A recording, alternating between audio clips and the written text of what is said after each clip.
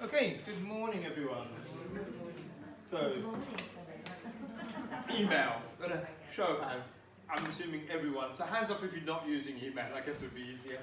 So if everyone here's got email. And we get questions about email quite regularly on Tuesdays. And the challenge with email is that everyone has their own email system. There's lots of different email providers. So I'm going to talk about some general things about email. Some of them will be things you already know. Along the way, we might have some discussions around things you want to go deeper into. So feel free to ask questions as I go along. So the topics are going to be sort of I'm going to rattle through them fairly quickly to the break. So about creating an email account, using multiple email addresses. I know a number of you here have more than one email address. I do. I have two, and it's a ridiculously large number. Deleting mails. You can delete mails one at a time or multiple emails. And then after the break, we'll talk about staying safe online. And then that subject will go into some more detail next week. Right, so creating an email account. The first thing you have to do is choose who your email provider is going to be. So you've probably seen email addresses like @Gmail or @Hotmail and so on. So that's your provider, the company that provides the email. And then create a unique email address. If your name is John Smith, you probably won't get johnsmith@gmail.com because there might be a couple of other people out there. So yes, that's a good idea. Well, put your phones on silent. you'll probably be John Smith 3059. Yeah. If you're me, actually, you do get my name. I haven't got any numbers after my name. But when you create your unique email address, remember that's your identity online. So that's what people know you as electronically. So think about what you want it to be. You probably don't want it to be D Trump or something like that. Think of some nice name. It could be your real name or your name with some addition on it and some numbers. Create a password. Needs to be a good strong password. So uppercase letters, lowercase letters, some numbers, and a special character, whatever that special character is. Could be an exclamation mark, could be a pound sign, dollar sign, something. And always use two-factor authentication. What you don't want is someone hacking your email because it's your primary ID and it's used for everything. It's used by banking accounts, it's used by shopping accounts, it's used by everything online that identifies you. You want that to be secure. So it's really important you have two-factor authentication turned on for your email. And when you create your email account, and if you've already got an email account, make sure you've got a recovery email and a phone number. Steve did talk about this a couple of weeks ago at one of the sessions. We had someone come in who had lost their password. And without the password, you can't get back in. But what they can do is they have a recovery email and phone number. They can send you a code by SMS to your phone or to another email address. And you can use that code to create a new password. If you don't have that, they've got no other way of contacting you electronically. You can't phone them up and ask for help. You will lose your account. You lose all your emails and you'll have to create a new email account. So that's really important that your email account is protected by a secure password, two-factor authentication, and you have a means of getting it back. So email providers, I'm assuming everyone's got one of these. Is that correct? Has anyone got an email address that isn't a Gmail, Hotmail, Apple or Yahoo account? AOL. I've got BT. You've got BT and AOL? Right, they've been around for a long time, AOL particularly and BT. I'm not as keen on those. I would say that Google and Microsoft are probably the best ones. The reason being, with small providers, they don't have the resources to do a lot of filtering for scam emails and junk emails. Those guys do. That's the primary reason why they're so popular. They're very good at filtering out the rubbish. Apple do as well, but they're not as big in the email space as those two people. Yahoo have been around for ages, they do a pretty good job, but that's all they do, is they're just an email provider. Similar to AOL now, really. And BT Internet, they provided the email to the BT customers, essentially.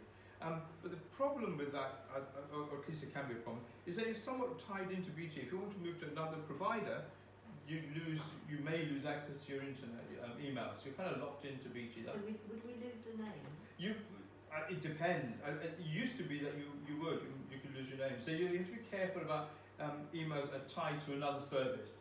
Whereas with these guys, you just create an email account with them, and it stays with you effectively forever. So if it's tied to another service like a phone line or an internet line, then you have to be careful about the fact that you might find that your email address and therefore your identity is linked with that service. If you choose to move to another provider, you may lose your email identity. And as I said, your identity is so key nowadays. You know, your online identity is what you use for identifying yourself for all those other apps you use on your phone. You don't really want to have to change. You can change it. It's a bit of a pain, but you can change it. But just be aware of that linkage that some of the providers have.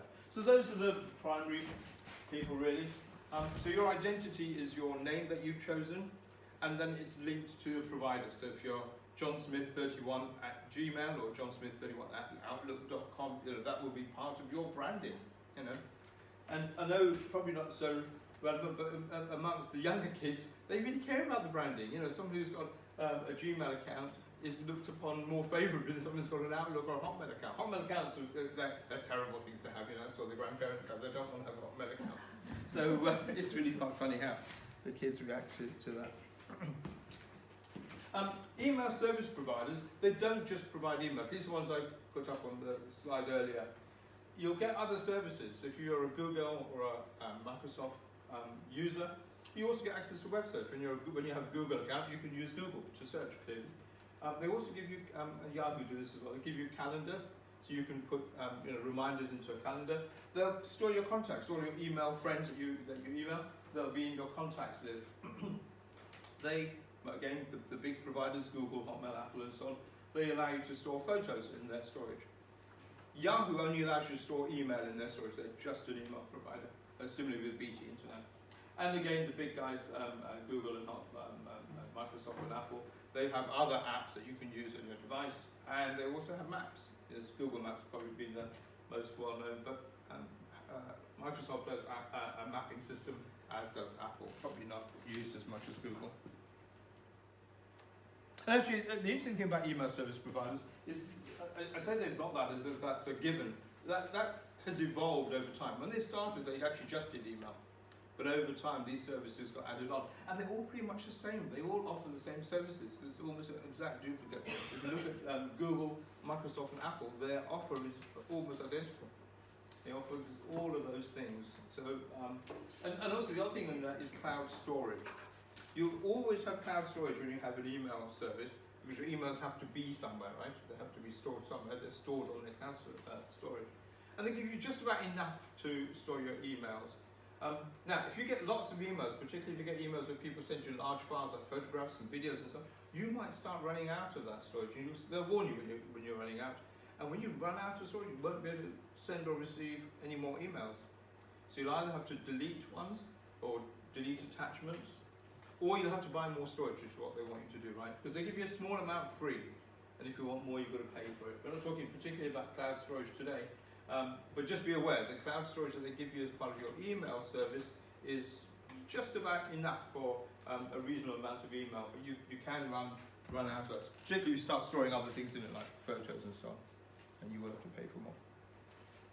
Okay, multiple email addresses. So hands up those of you who've got multiple email addresses. So fair number, about, less than half the class. So why would you want multiple email addresses? What do people in the room use it for? I had iCloud and I'm on a Yahoo account, and my instructor said that through the iPhone I couldn't get I wanted to use Sheets, and he said you have to. So you need a Google one. I'm doing a Google account, and I only opened that recently because I didn't know. Right. My iPad, my Apple iPad didn't allow me to open Sheets. Correct. in the thing, so I had to open an account. That's the only reason why I opened. Got you. So that's a really good. That's a really good use case, actually. So I said there's all these different providers, and they offer all these services. So typically, if you've got an Android phone, you'll have Google on there. You'll have a Google account. You need a Google account for an Android phone. And similarly, if you've got an iPhone, you'll have an Apple account. You need an Apple account to make your iPhone work. And so typically, you will have a Gmail address if you're on Android, and you'll have an iCloud address if you're on Apple. No, I don't have an iCloud account. At all? You don't? Well, I don't know. I don't know. You'll have an Apple ID, because your iPhone or your tablet will need an Apple ID. So you do have an Apple account, and there will be a user identity linked to that you should have a user identity link to that. It's so free. And all these services are not linked to a device. You can use a Microsoft email on an iPhone or an Android. You can use Google email on an iPhone or an Android. They're not linked to a device. They're just services that you can access. So that's a good use case. So when you're talking about apps, each provider has their own suite of apps. So Microsoft has Excel, Google has Sheets, and Apple has, what do they call it? I think it's Numbers? Numbers, that's it, yeah. numbers, not Numbers. sheets, yes. They're all the same thing. They're all the same, Spreadsheets. right? There's no difference between them in reality, but each provider chooses to have their own app. And if you are, sharing information with people and they happen to be using Sheets, you will need access to the Google service to use that app. If they're using Excel, you'll need access to a Microsoft service to use that app. And therefore you'll get a Google account or a Hotmail account. And when you get those accounts, you will get another email address. And that's how people accrue email addresses. That's how I've ended up with two, because I use the Google services and I use Microsoft services. Okay, just make a point. You don't actually need a Gmail account to have a Google account. I mean, Google would like you to think that you need a Gmail account. Only a Gmail account is valid, but in fact you can use that. That's true. You can use any email to create a Google account. That's actually a good point, yes. Yeah, and in fact I've done that myself. That's a very good point from Desmond. So when you create an account with Google or any of the other people, I think you just need an identity. You need an online identity to create the account. So if you had a Hotmail... you can actually use I'm using a Hotmail account. for Apple ID? Yes. Okay, so if you have an email address and you want to create a Microsoft or Apple account, you can actually use that idea. So that's a good point, Desmond, yes. Most people end up with these extra emails because of creating an account, but you're not restricted to using their email service to create an account with them. That's very true. Can I make another point? Please do. I reuse my email address as identity on perhaps 20 to 30 different websites, but only for my email, for BT, as it happens, do I use the email password. Yeah. So I do not want to expose my important password on these other sites, even though I'm using my email address as my identity. And that I think is one of the other reasons for having more than one email identity, is allowing you to separate different use cases. So when you log onto an app or a shopping site or whatever, they want your email. You may not want to use your primary email that you actually use for communication, because you know they're going to send you lots of messages you're not interested in. You can use another email address that you use only for your signing in process, as Desmond just described. So having multiple email addresses, you can use that for all different use cases, using different services, separating work and home, or just separating your emails so you don't get your main inbox just cluttered with messages from all these different... Salim, can I just say, if you open an account, say at John Lewis, and you put an email address in, you should never use your password, which is your email password. Yes. You should always have a different password. That's a good point. Yeah. That's a good point. Yes, so we said earlier, when you create your email account, you create a password for that email account. That password shouldn't be used anywhere else. That's really important. It should be a unique password. We probably all reuse passwords, I do as well, but I reuse them for shopping sites, and if I log into John Lewis or Waitrose or whatever, I tend to use the same password for all of those, because there's no real risk. If someone hacks my Argos account, I'm not going to lose anything. I don't have my banking details stored at Argos, I just use it for browsing their online catalogue. But your email password is really something very important. You don't want that to be used anywhere else. So you don't want that to be accessed by anyone else. So don't reuse your email account password. Thanks, Argos. That's a very good point. So when you have multiple email addresses, then you've got to think about how you're going to access those and use those. And you can actually use one email app and have multiple emails within it. You just get a separate inbox for all of the different emails. They remain isolated from one another. They remain secure, and you'll get messages in one inbox when someone sends it to you at gmail.com, and another one they send it at hotmail.com, for example.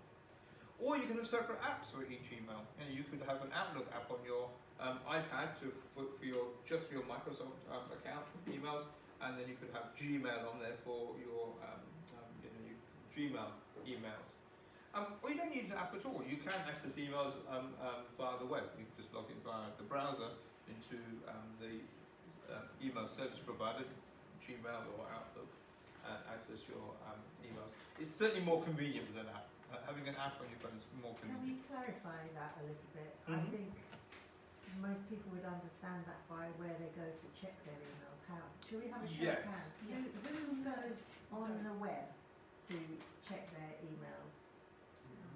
So, two of you. So you go to the web to access your. So most people, when you go to access your email, do you go to the envelope icon on your phone or That's iPad? right, yes. Yeah.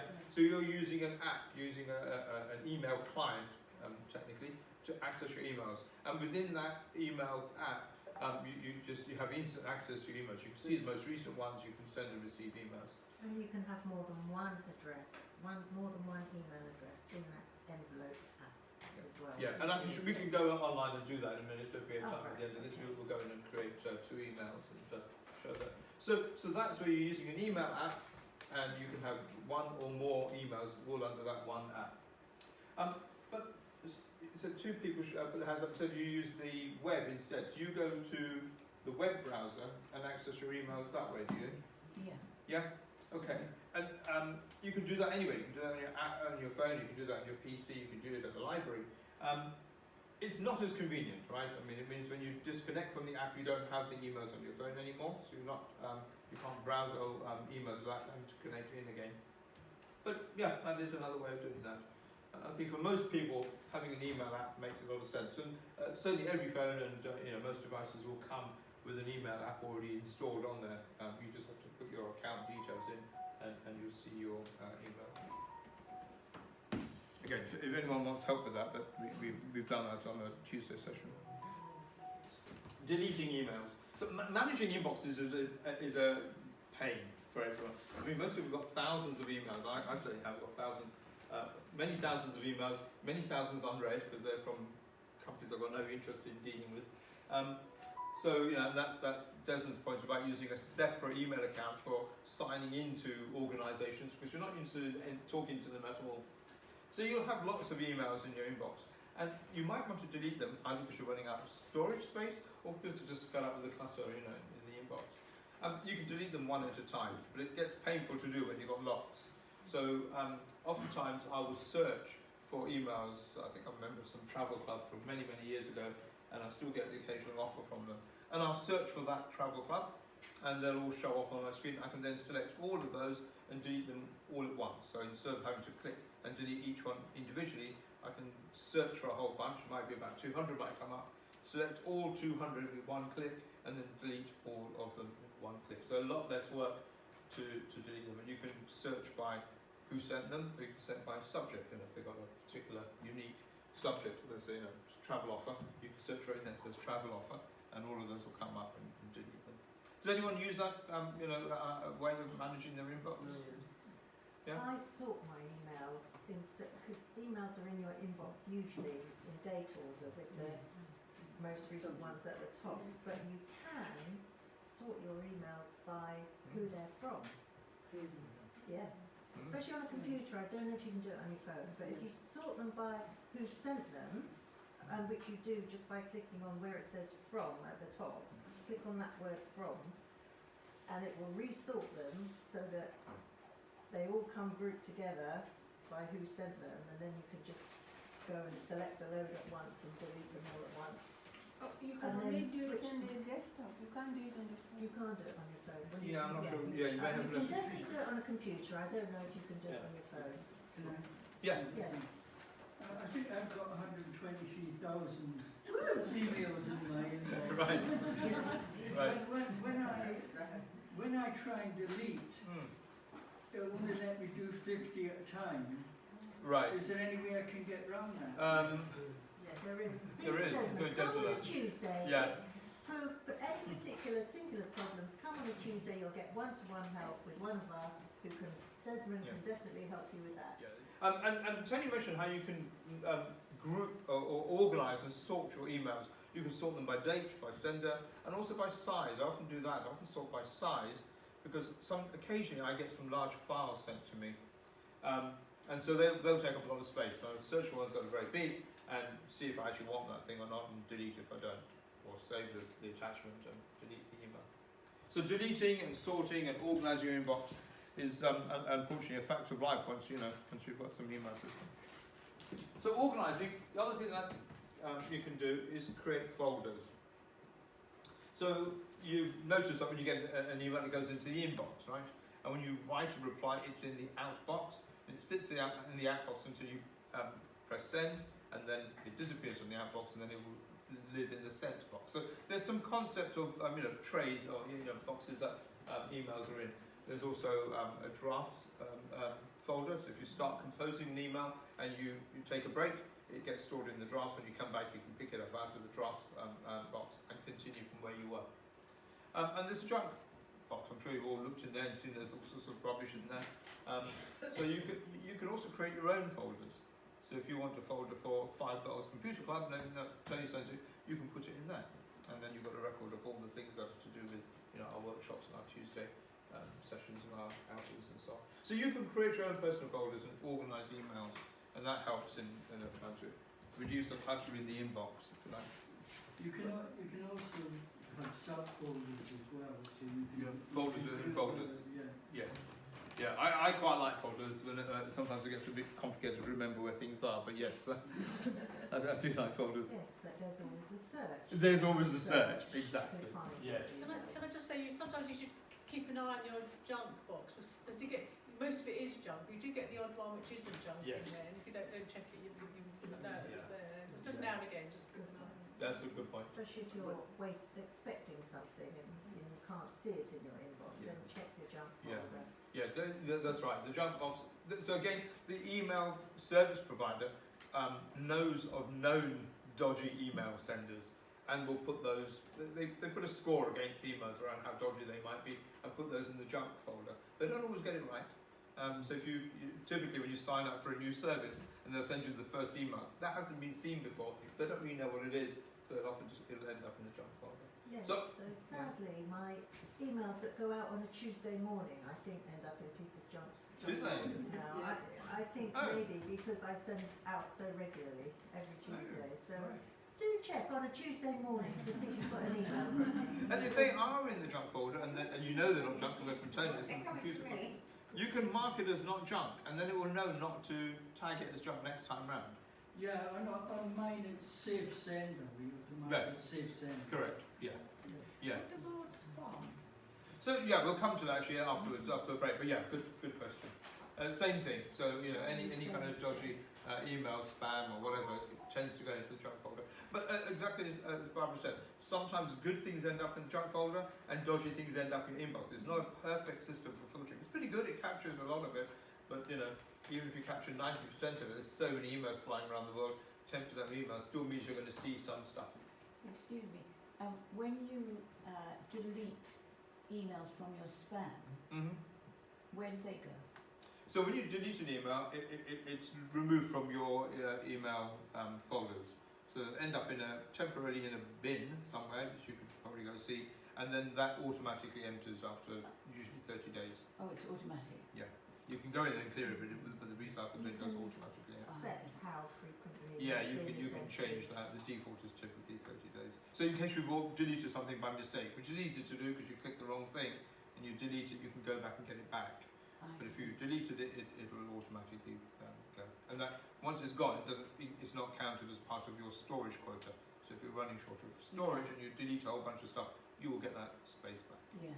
Yes, Can and I just check with you about storage? I've got about 2,000 emails, and I thought it might be slowing down my phone, but somebody once told me that emails take up hardly any. Correct. Is that true? Oh, right. Yeah, they hardly take up any space at all, except when they've got things attached to them, which is what we're coming to. So when you attach a picture or a video or a sound file, those files can be quite big.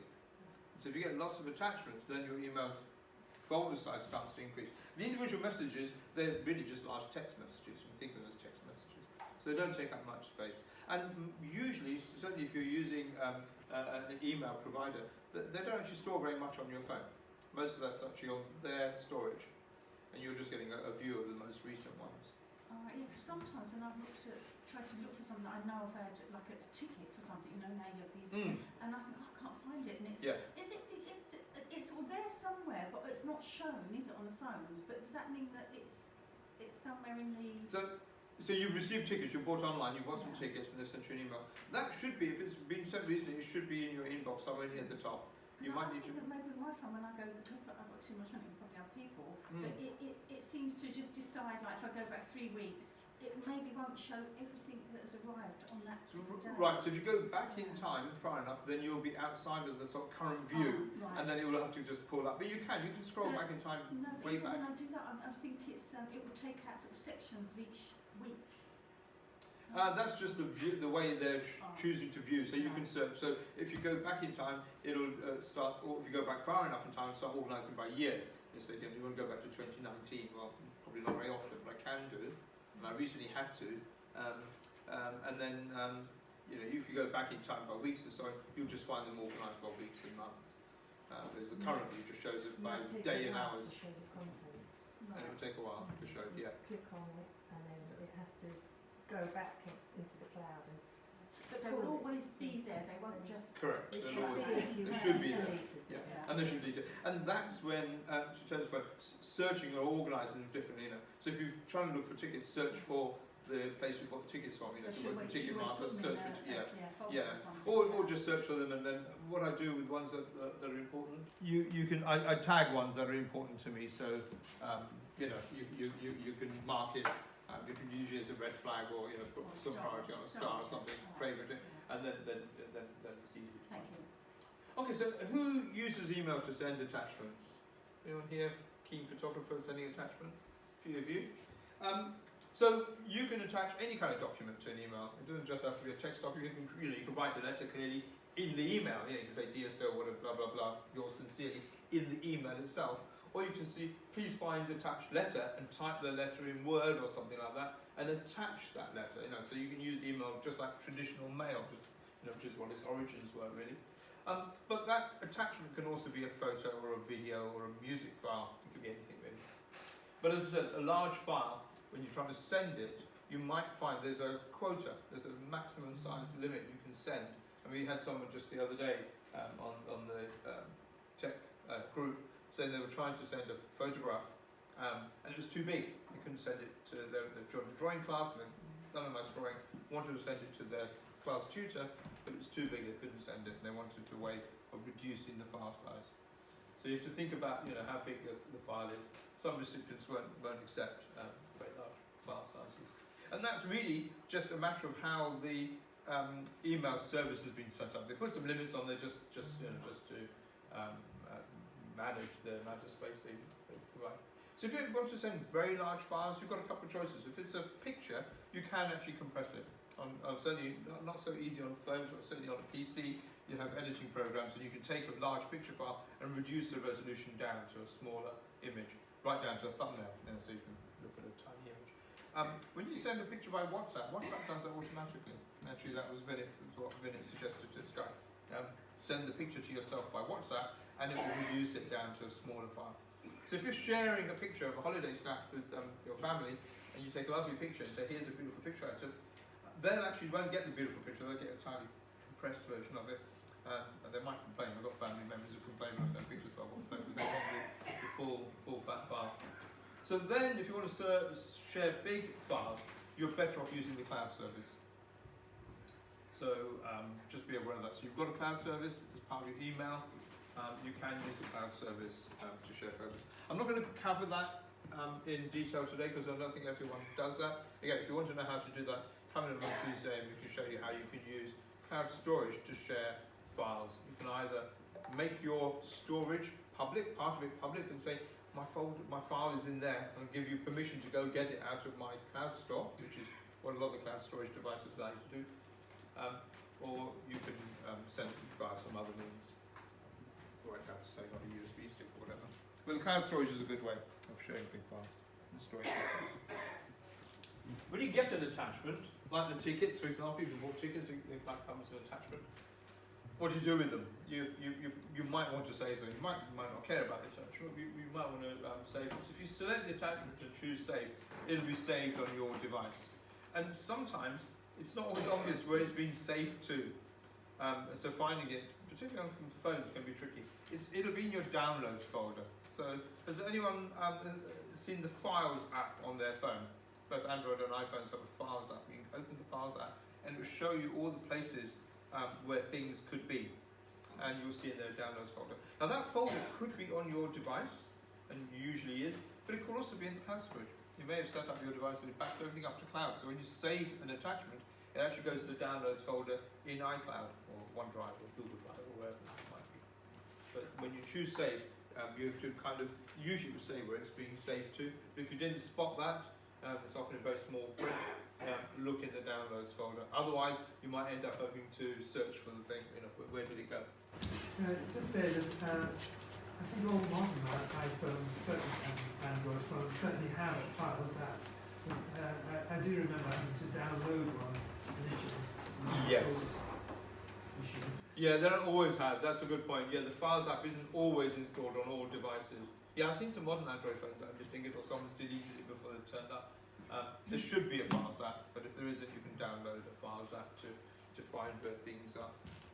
Really, the distinction I want to make here is when you save an attachment, you're taking it out of your email environment and putting it on your device or in your storage. It's no longer in the email system. If you don't want to save it, you can just leave it in the email, and it'll live in your email system. You can find it in the whichever folder it arrived in, the inbox or wherever you've placed it in the email system. We've covered quite a lot of stuff really.